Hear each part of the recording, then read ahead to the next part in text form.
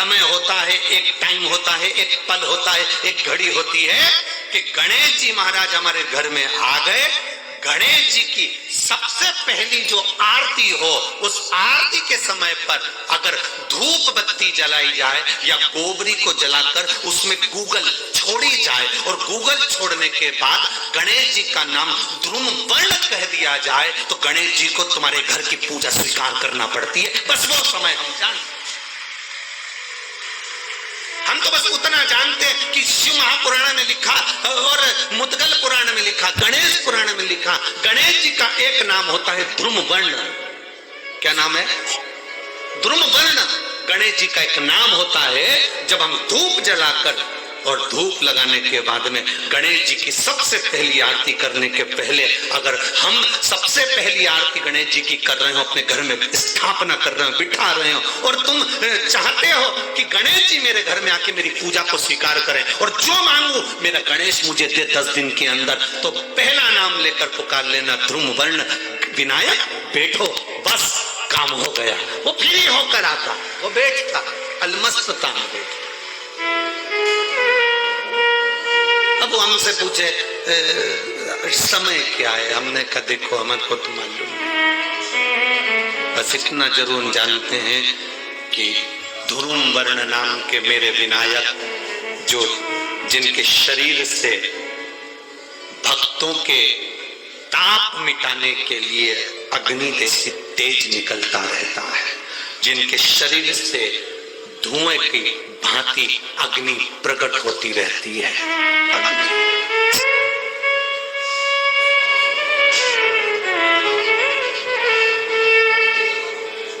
हम तो उनको पहचानते हैं जो दुनिया के ताप मिटाने के लिए प्रकटा। उनके शरीर से अग्नि धुआं तेज पुंज प्रकट हुआ। वो ध्रुम वर्ण विनायक साधारण, उसका केवल नाम उच्चारण कर कर भी अगर विराजित किया जाए वो आया, स्वीकार करेगा। आप अभी तक बिठा लेते थे सिद्धि विनायक आओ, मयूरेश्वर आओ, भगवान को बल्लेश्वर पधारो, आपने बुलाया, आया वो, बैठा वो, ऐसा नहीं कि नहीं बैठा, पर हमें समय का भान नहीं हो पाया। हम किस समय पर भगवान को रिझाएं? परमात्मा को रिझाने का कोई समय होता है? भगवान को तो जब तुम्हारी मर्जी पड़ जाए, जब तुम्हारा दिल कर जाए, तब मेरे भगवान को रिझाने का प्रयास करो, वो तुम्हारे करीब में आकर बैठ जाएगा। जब तुम्हारा मन पड़े, जब तुम्हारी मर्जी पड़े।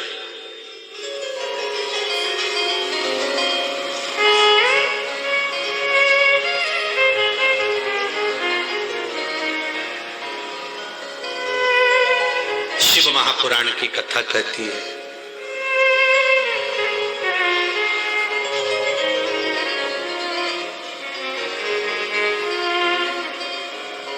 तत्व कह रहा। एक बार ब्रह्मा जी ने भगवान विष्णु से पूछ लिया था, ब्रह्मा जी ने भगवान नारायण से पूछा, भगवान विष्णु से पूछा कि इस ब्रह्मांड में जितना आदर किसी का नहीं होता उतना आदर महादेव का होता है। और महादेव तो स्वयं मौन रहकर रहते हैं, समाधि में तप साधना में डूबे रहते हैं, इसके बाद भी लोग उनका इतना आदर क्यों करते, इतना सम्मान क्यों करते? ब्रह्मा जी कहते हैं हम इतना देते हैं, भगवान नारायण इतना देते हैं, इंद्र इतना देते, वो इतना देते, वो इतना देते, शंकर भगवान कुछ नहीं देते। शिव जी तो केवल समय समय पर प्रदान करते हैं, इसके बाद भी उनका इतना आदर क्यों है? जो शंकर जी की शिव पुराण कहती है वही हम आपसे भी कहना चाहेंगे और वही इस पूरे देश राष्ट्र के हर एक नेता से कहना चाहेंगे।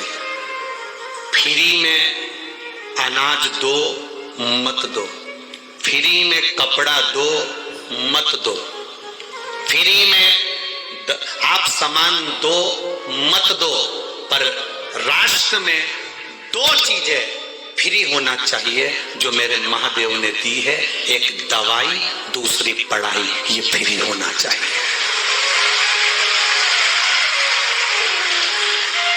खाना फ्री दोगे कि नहीं दोगे उससे मतलब नहीं है, कपड़ा फ्री दोगे कि नहीं दोगे मतलब नहीं है। जितने राष्ट्र के राजनेता हैं और ये पुणे की इस धरा से केंद्र तक पहुंचना चाहिए कि खाना फ्री मिले चाहे ना मिले, कपड़ा फ्री मिले चाहे ना मिले, पर दवाई और पढ़ाई ये तो फ्री होना चाहिए।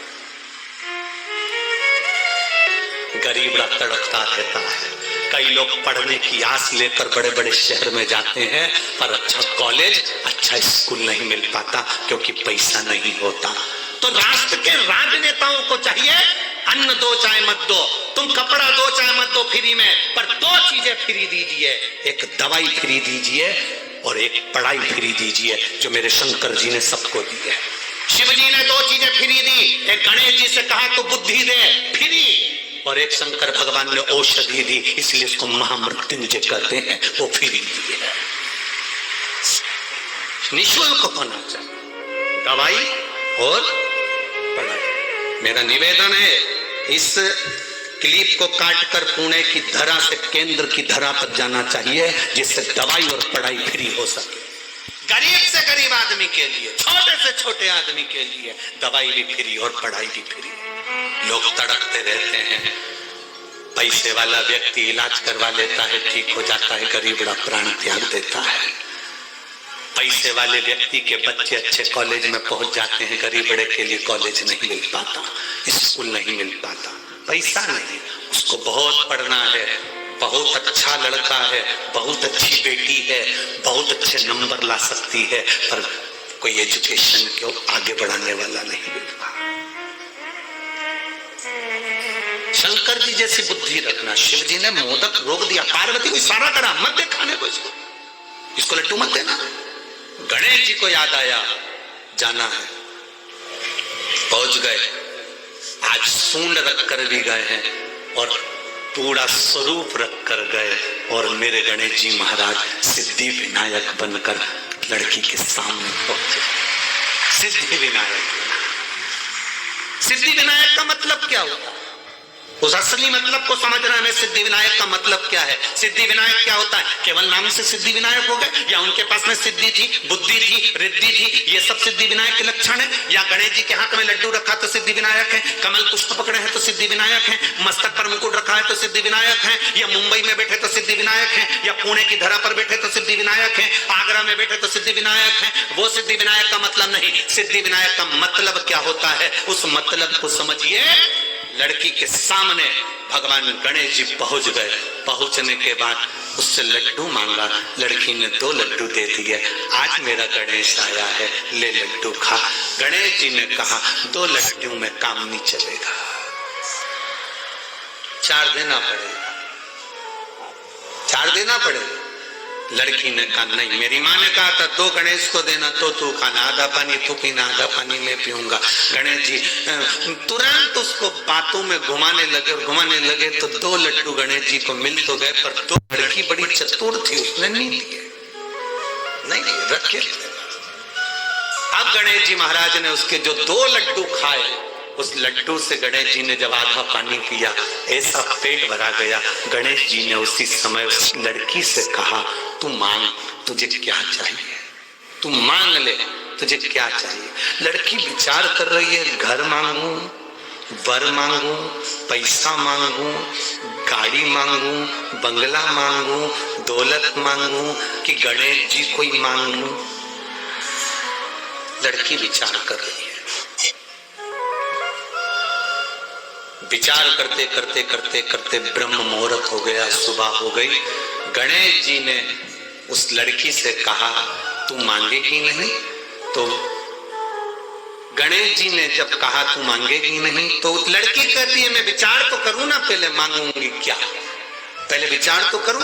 इतनी देर में गणेश जी ने कह दिया तू मेरे सामने बैठकर विचार कर रही है, जो तूने विचार करा, जो जो तेरे मन में आया, सब तुझे प्रदान किया। अब इसको कहते हैं सिद्धि विनायक।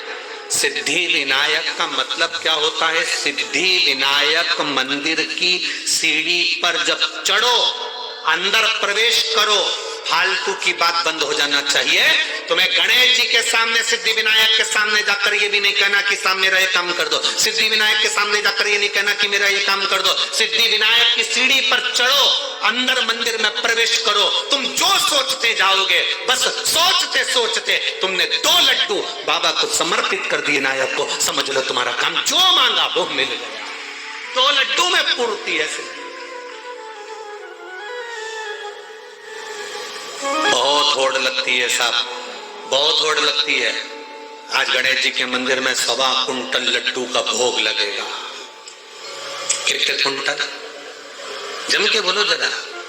1.25 कुंटल मोदक का भोग। आज गणेश जी के मंदिर में 1.25 कुंटल लड्डू का भोग। माइक पे चिल्लाया जाता है 1.25 कुंटल लड्डू का भोग लगेगा। गणेश जी को भोग लगेगा 1.25 कुंटल लड्डू का। वहां से जितने लोग निकल रहे हैं, गरीब बड़े के बच्चे भी निकल रहे हैं। वो गरीब के बच्चे सोच कर बैठे हैं रात को 9 बजे बटेंगे, उसके मुंह में राल आ रही है, वो तैयारी कर कर बैठा है। गणेश जी कह रहे हैं तुमने बोलकर उसको तड़फन दे दी और बाद में मुझे भोग लगाओ, तो ये लड्डू मैं स्वीकार कैसे करूं, इसको पाऊं कैसे मैं? 1.25 कुंटल लड्डू का भोग लगाना है, तुम्हें चिल्लाकर बोलने की जरूरत नहीं है। 1.25 कुंटल लड्डू का भोग लगाना है, तुम्हें बोलने की जरूरत नहीं। तुम आओ 1.25 कुंटल लड्डू का भोग लगाओ और बांटो सबको, मना नहीं। पर चिल्ला चिल्ला के सुबह से कान भर दिया, सुबह से चिल्ला रहे आज 1.25 कुंटल खिचड़ी का भोग लगेगा, आज 1.25 कुंटल लड्डू का भोग लगेगा, आज भगवान को भोग लगेगा, आज भगवान को भोग लगेगा। जितने लोग जा रहे हैं सब गरीबड़ा अमीर, अमीर को कोई फर्क नहीं, पर गरीबड़ा मध्यम वर्गीय व्यक्ति को, उसके घर के बच्चों को लगता है शाम को जल्दी से